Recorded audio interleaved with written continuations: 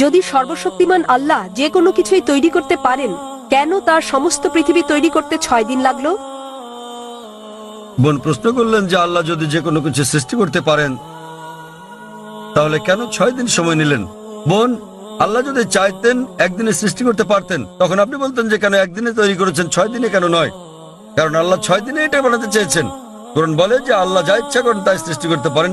অনেক আয়াত আছে, আল্লাহ বলেন কোরআনে সূরা আলে ইমরান অধ্যায় 3 আয়াত নম্বর 59, إن مثل عيسى عند الله كمثل آدم خلق من تراب ثم قال له كن فيكون। আল্লাহ আদম আলাইহিস সালামকে সৃষ্টি করেছেন যেমন তিনি যীশু খ্রিস্টকে সৃষ্টি করেছেন ধুলো থেকে, তিনি বলেন হও আর তা হয়ে যায়। তো আল্লাহ যখন কিছু সৃষ্টি করতে চান তিনি বলেন হও আর হয়ে যায়। তিনি ইচ্ছে করলেই এটা হয়ে যায়। আল্লাহ যদি ইচ্ছে করেন আপনি 9 মাস পরে জন্মাবেন, তাহলে আপনি 9 মাস পরে জন্ম নেবেন। আল্লাহ যদি চান 1 সেকেন্ডে, তাহলে মাত্র 1 সেকেন্ডেই। তো আল্লাহ চাইলেন যে তিনি কোনো কিছু 6 দিনে সৃষ্টি করবেন, তাই তিনি করলেন।